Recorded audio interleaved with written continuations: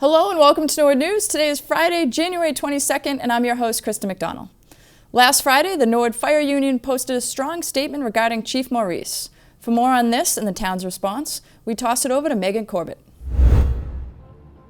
Thanks, Kristen. Last Friday, the Norwood Firefighters Union, Local 1631, released a statement via their Facebook page regarding Fire Chief George Maurice. In the letter, the union stated that 29 months into the tenure of George Maurice as chief of the Norwood Fire Department, your Norwood firefighters have sadly but overwhelmingly taken a vote of no confidence in his leadership. A vote of no confidence, by definition, is a vote showing that a majority does not support the policy of a leader or governing body. In the letter, the fire union stated 8 reasons as to which they voted a no confidence in Fire Chief Maurice. The letter also stated the town knowingly continues to enable the chief in his lack of any demonstrable management or leadership skills. The town has failed to create a climate of trust and respect at the Norwood Fire Department, which negatively impacts our membership.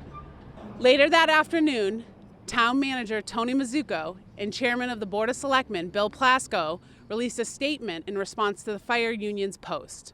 In this letter, the town stated, "Since being appointed as chief of the Norwood Fire Department in 2018, the department has seen significant progress in the areas of safety, training, and communication. Under Chief Maurice's progressive leadership, the department recently created and filled a second deputy chief position, purchased a brand new fire engine, and created additional career development training opportunities for department members. Safety of all department members have been prioritized, and because of COVID-19 safety protocols and measures the chief has put into place, the fire department has thankfully avoided widespread infection and has limited the amount of COVID-19 spread within the department." The town continued their statement by addressing the concerns of the union and stating that the general manager and board of selectmen stand behind Chief Maurice. On Tuesday, the union responded to the town in a long social media post expanding on their concerns about the lack of COVID safety protocols that were implemented and the failure to implement a second ALS level ambulance. The fire union statements can be found on their Facebook page at Norwood Firefighter Local 1631.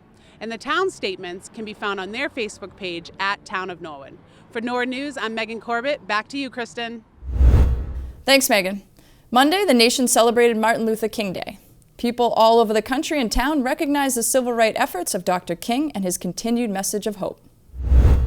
Martin Luther King Day, a day that symbolizes equality, justice, and change.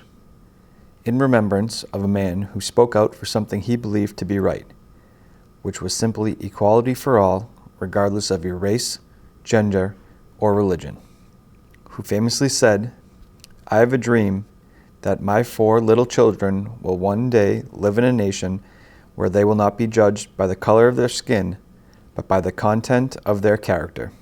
Dr. Martin Luther King was assassinated on April 4th, 1968, because of these beliefs. Almost 53 years later, these same conversations are being had across our country and in our town.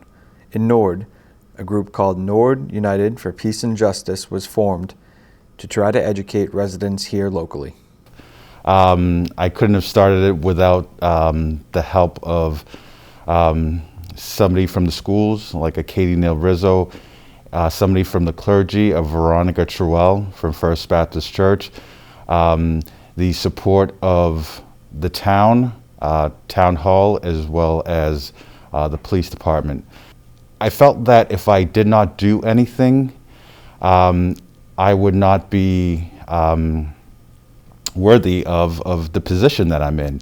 You know, when you're placed in certain positions in life, it's up to you to speak, you know, when you see something that is not right in your eyes.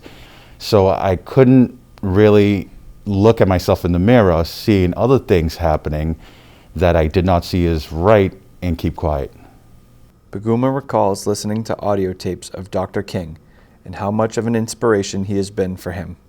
I looked at him as a person who's very intelligent, obviously, and he knew the up close and personal danger that he was not only placing himself in, but his family members and so on.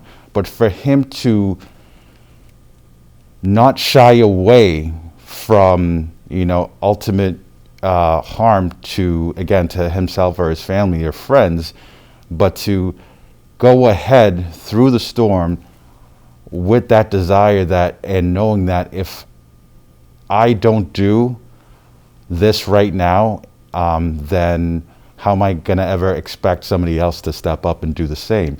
Sometimes in life, you have to be that person that you want to step up. You have to be your own hero, so to speak. Norwood United for Peace and Justice plans to continue to educate the public on the somewhat uneasy topic of social change. So Norwood United for Peace and Justice will continue to have the talks that hopefully we can say were more uneasy to bring up in the past and just make them that much easier now. The ultimate thing is education, and not only education, but what you do with it. I think sometimes when people listen and hear social change, they get a little nervous because they don't know where that's going to lead. But ultimately, what that is a desire for everybody to be made whole, for everybody to walk on the same plane, and for nobody to really feel like they're not on the same team.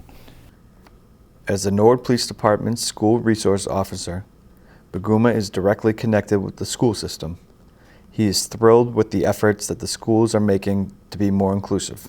I 1000% would like to give a shout out to the Norwood Public Schools. With everything, again, going on, I do really feel like they are not shying away from wanting to evolve. Again, this is only my first year as school resource officer, but I think that I came into the right position at the right place where I see this evolution. I look over their shoulders and I see them taking all these different classes and really wanting to make a change at the ground level.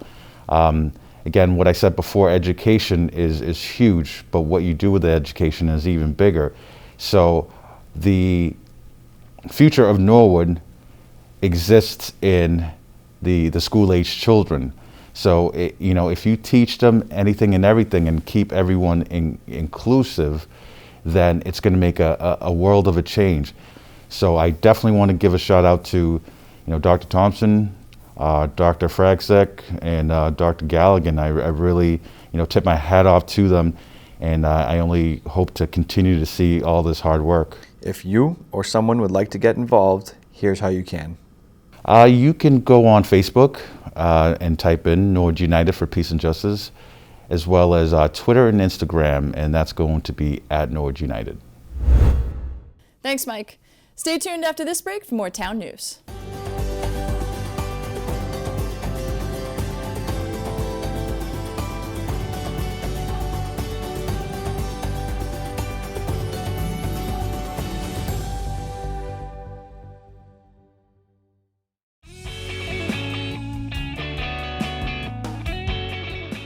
Did you know Norwood Community Media offers podcast episodes of your favorite community and government content?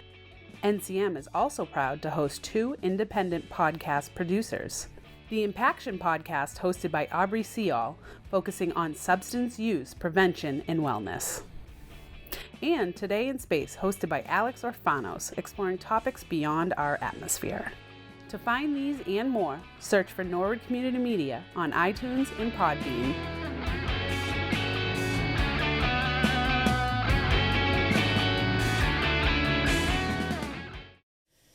Welcome back. With the retirement of Jimmy Collins, Kevin Shaughnessy has now been announced as the newest superintendent of the Light Department. Shaughnessy, who most recently was working at the department as assistant superintendent, is excited for the opportunity. My name is Kevin Shaughnessy. I've been with Norwood Light since 1984. I was a Northeastern Co-op student working for Jim Collins, who recently retired. Jim left about 2 weeks ago. Tony appointed me about 2 weeks ago as a new superintendent. So since 1984, I worked as an electrical engineer, like a junior electrical engineer, for many years. A lot of things happened in those years. I finally became an assistant superintendent about 5 or 6 years ago, and you know, at this point, being the superintendent, I look forward to trying to maintain the same level of service that everyone in Norwood has become accustomed to. We want to provide power at an affordable price, reliable, and we want to make sure that we keep doing the same things that we've been doing in the past. Many of you know that we have a broadband department. I was here when we started it. We've been able to increase our customer base. Right now we have more customers than either Comcast or Verizon. We're very proud of that. We've continued to, during the pandemic, we've continued to operate pretty much at full capacity. We're still doing installs on the broadband side. It's a little challenging on the electric side. You know, we're trying to get to jobs. People have to be in separate vehicles. The operations people have done very well. You know, obviously when you have certain problems like a manhole problem, it creates a different type of an issue for us, so we have to try and work that out and try and keep distant. The customer service people have done a fabulous job. They have continued throughout the past year. We've been able to have some of them work at home on a rotating basis. Some of them are in the office. It's a common area, so we try and space them out. We don't like to have people too close together. We space them into other offices. The people at home continue to work the same as if they were here. They're able to access all 3 utility billing systems, the electric, broadband, and water and sewer. They're able to maintain the service in the queue for customers who call in. And if you look behind me, this building is, well, it's not open. If you came to our building and you had, say you wanted to exchange cable equipment, a modem or something like that, you could do it. You just call this number on the door. We direct you around the side. Someone would meet you there. They wouldn't, you could leave it. You could leave whatever you want. We would, through a window, leave something there for you, and you could pick it up. The same thing goes if you wanted to sign up for a new service, for electric service. You could come here if you wanted. It's easier just to call, and we'll direct you on how to do it. But if you came, someone would talk to you and direct you in what's the right procedure. Congrats again, Kevin. The Rec Department just recently released its February program guide. Travis Farley explains upcoming events and programs and other upgrades happening at the Civic. Hi Norwood, Travis Farley here, Superintendent of Recreation. Here today to talk about what we have upcoming, what we've been up to, month of January and February. With that being said, this is our February program guide. This has everything we have coming up. We have opted in lieu of the current climate to push back our summer registration date. So traditionally we've had summer registration start in mid-February. We're probably going to push that back to May, and we are going to be doing a month-to-month program guide. This is actually February right here.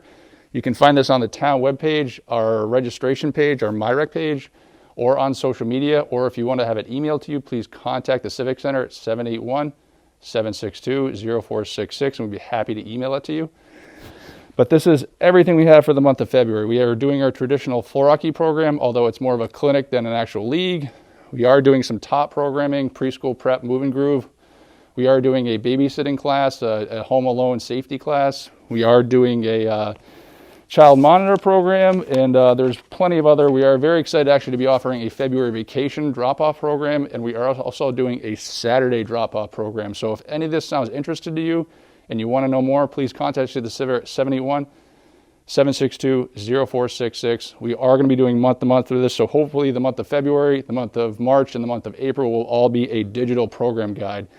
Like I said, we are trying to do we are planning on having a traditional summer with pools and summer camps, but we aren't going to release that information until we can finalize, and that's probably not going to be till May. So we apologize, but it's just the right thing to do. We want to get that program guide out when it's right and safe.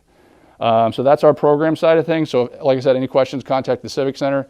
Just a reminder, the weight room is open. If you are interested in coming to work out of the Civic, it's by appointment only. So again, 781-762-0466. Call us. We have weight room times. They're about an hour block throughout the day, Monday through Friday, and we're actually open on Saturdays as well.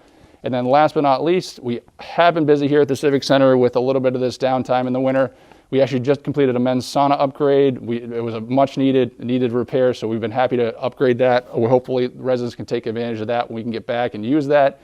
And another aspect we've been busy with and we're very excited about, we've had actually 4 young ladies, 2020 Norwood grads, that are actually currently back in the weight room giving us a little bit of color and a little bit of artwork in the weight room. They're actually working on that. We'll be working on that hopefully in the month of January and February. So if you're in the weight room and want to check it out, please do so. But again, Travis Farley with the Norwood Rec. That's everything we have coming up. Any questions, feel free to reach out. We're probably going to see these, like I said, February, March, and April. But stay safe, Norwood, and we'll be in touch. Thanks, Travis. And now we're going to toss it over to school news. Hi guys, I'm Juliana O'Neill, and let's take a look at some activities happening in our Norwood schools this week. Norwood High School has announced that the students of the month for September are Jared Shea and Gabriela Rodriguez. Students are recommended by the NHS staff, and their pictures are displayed in the hallways. Congratulations to Jared and Gabriela. The Coakley Middle School is pleased to announce that Chris Leduyan has been chosen as this year's Project 351 ambassador. Each year, all 351 school districts in Massachusetts nominate one 8th grader to represent their school district for a day of service learning in honor of Dr. Martin Luther King Jr. This day of service normally takes place at the state capitol on MLK Day. Like so many other events, this one has been changed to a virtual event for this year that will occur throughout the spring. Congratulations, Chrisla. 3rd graders at the Balch School recently took part in a mystery science experiment to find out how houses survive in windstorms.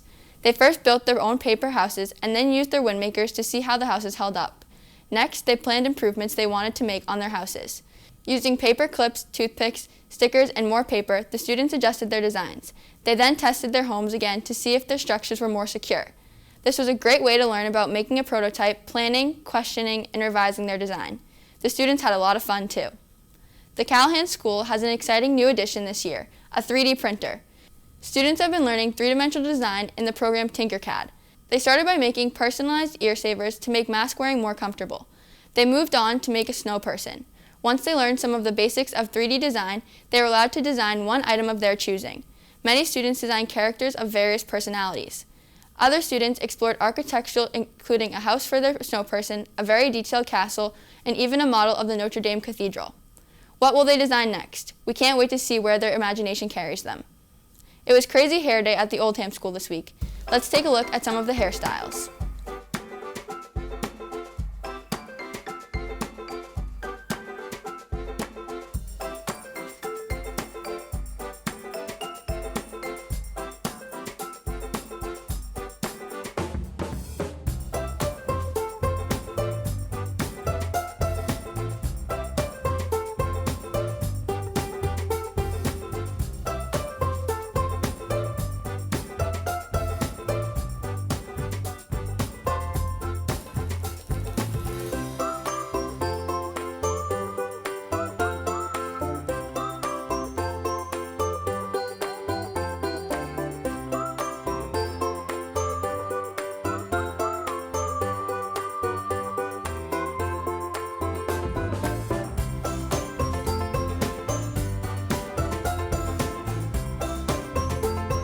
Nice job, Oldham students. Kindergarten students are learning about animal behaviors as part of their English language arts curriculum. Students in Mrs. Reynolds' RLI kindergarten class read several texts related to hibernation, including nonfiction texts like What is Hibernation by Bobby Kellman, realistic fiction text Time to Sleep by Denise Fleming, and fictional texts like The Bear Snores On by Karma Wilson. The students then completed several writing and creative projects to respond to the text. Students created 2 infographics displaying a hibernating bear. One was a cut and paste fine motor activity, the other a directed drawing. They also created a list book showing hibernating animals, and they also created their own dens at home using favorite stuffed bears and building materials from home. The students used their Seesaw tools to photograph, video, and write about their activities to share with their teacher. A year ago, when the word remote was used, the thought that came to mind was the clicker for the TV. Now, when teachers at the Little Mustangs hear this word, they think of all the planning that needs to be done to make Remote Wednesdays engaging and interactive.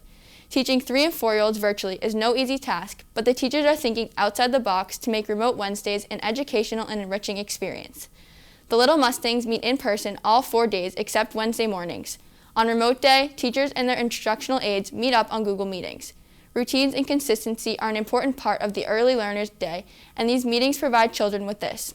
Teachers hold a virtual morning meeting almost as it would be the students were in school. Each child has a remote folder at home with things like flags, weather charts, and cards with letters, numbers, and shapes to enable them to participate virtually as best they can.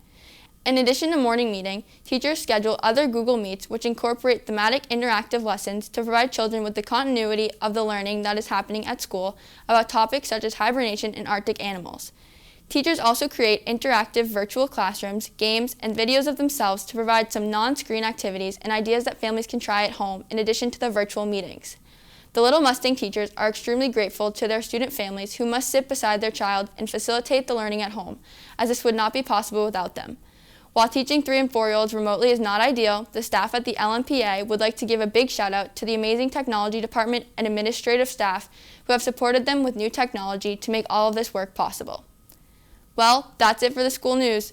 There's something interesting happening in our classrooms and schools every day, and thanks to all the educators who share their news with us. Now let's go to Brian Dunn for the latest sports news. Hello everybody and welcome into the sports update for this week. My name is Brian Dunn and the week that was in sports rounded out with some action against Medfield and the first introduction to the Holliston Panthers this season. I'll let our wonderful commentary team take you through all the highlights from last week here in Norwood. Hands it off to Connolly. And the short jumper's good. We're all tied up at 8. Laugh stops, gives it back outside to Sarah strong Tony. movement. Outside Keneally. Three-pointer is good. Ryan Keneally.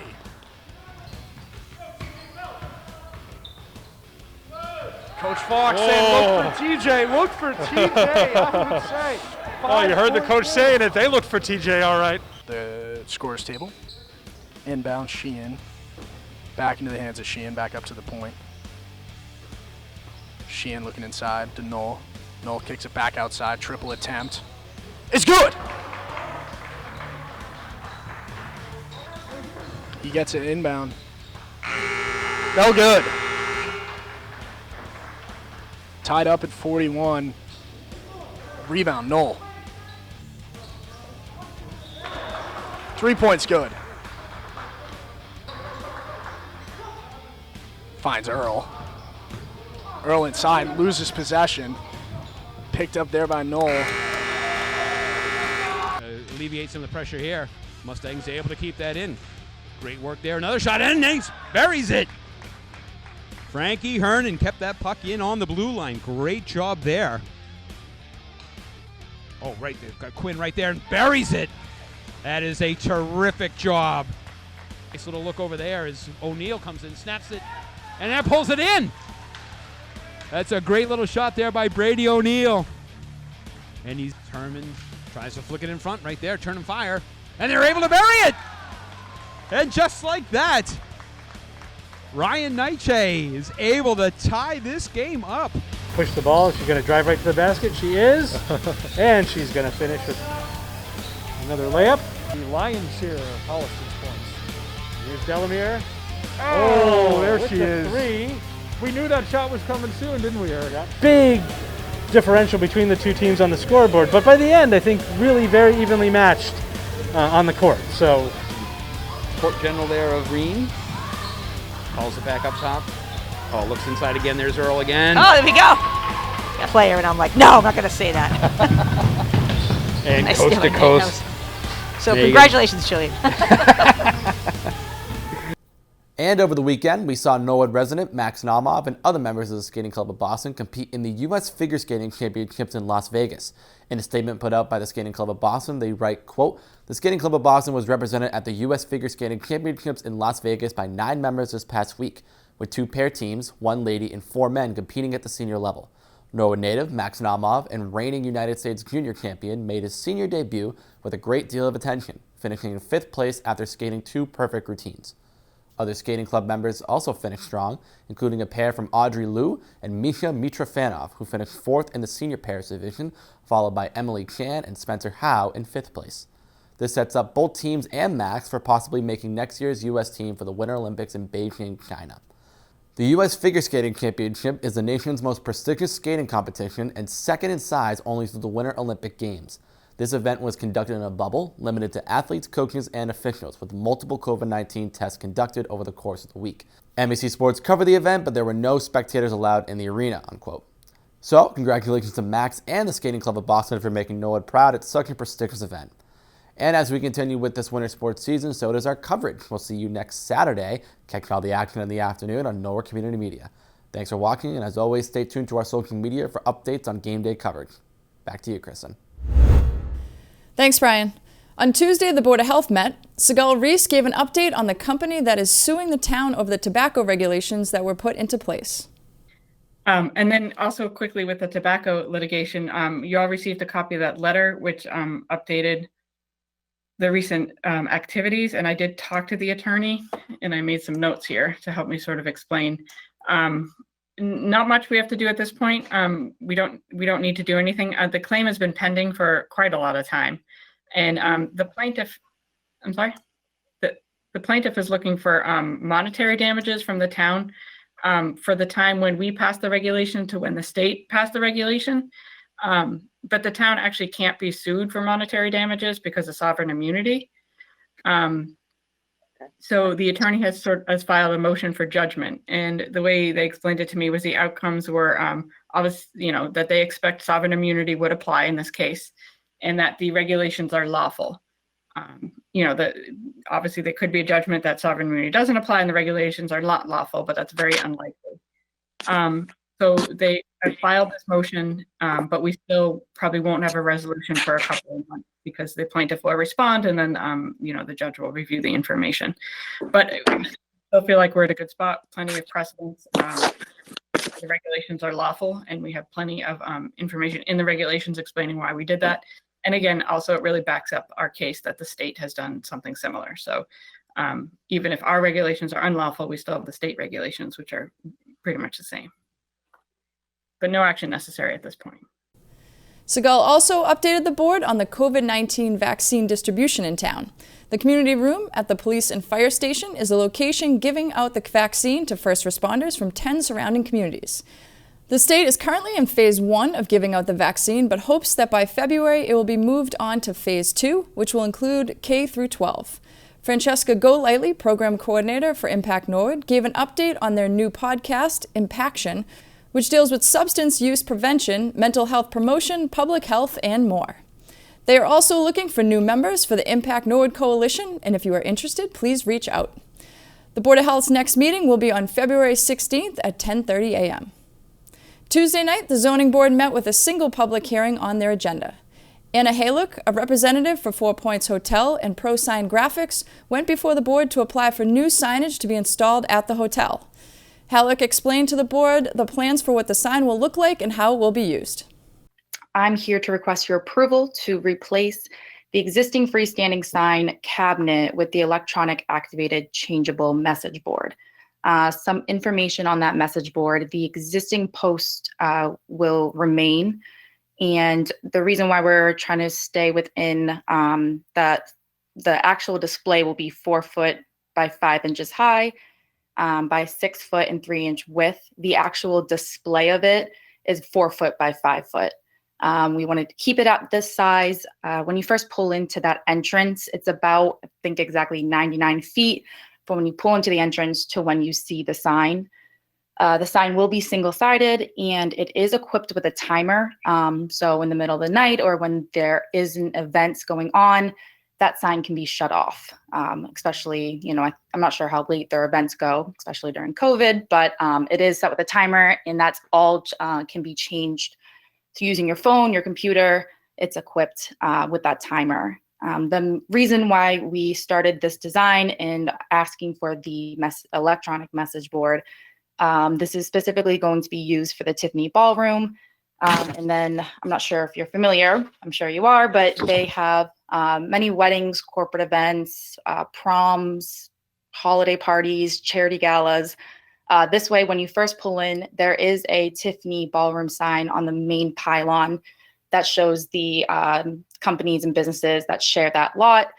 This one, again, is specifically using for the Tiffany Ballroom. That way, when they pull in, what event is going on. It's not really going to be used for any other event except for the display of the name, time, maybe if there's a Patriots game or if there is a town event, they can display. But if there is no other event going on that weekend or nothing, it won't be used for any advertisement or anything like that.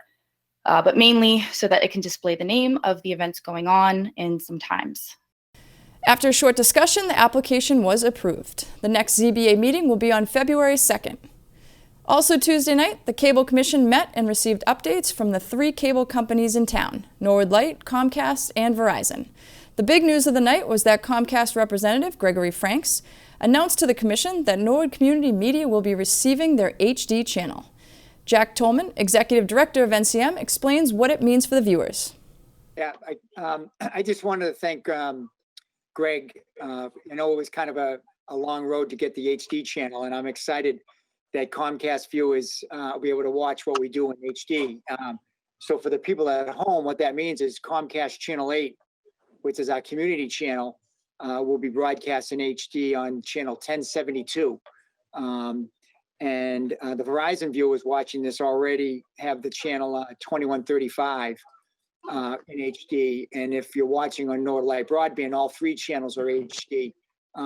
So at least we know we have, the community channel on all 3 in HD at the same time. So we'll come up with a way to promote that so people will know. We'll remind them that channel 8 is HD on 1072. This is exciting. Great. We shoot everything in HD and we want everyone to see it in HD. So thank you. Following the Comcast announcement, representatives from Norwood Light and Verizon updated the Commission on the offerings at their companies. The next Cable Commission meeting will be in February. At Wednesday night's Conservation Commission meeting, the group listened to an in-depth presentation from Mark Negron on MEND. Negron presented a possible permaculture design plan for the orchid area at Endine Park. The Commission discussed several variables of the project, from local plant life to different soil distribution ideas. The Conservation Commission will meet again in the coming weeks. For complete government coverage, tune into the NCM Government Channel or watch it on demand at norwoodcommunitymedia.org. Stay tuned after this break for more town news.